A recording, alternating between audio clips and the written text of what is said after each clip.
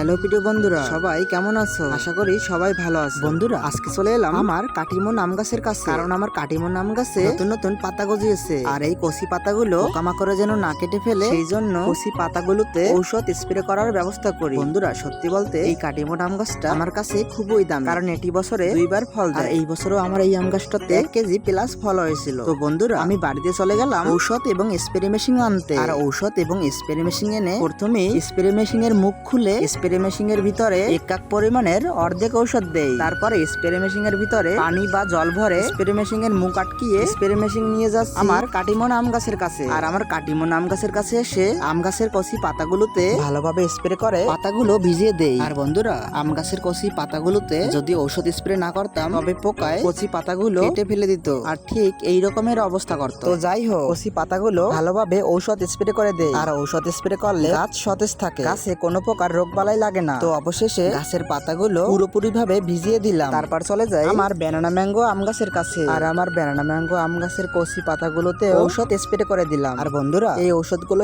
Spray করতে হয় সকালে বা বিকালে। আর আমি কাজ শেষ করে বাড়িতে চলে গেলাম।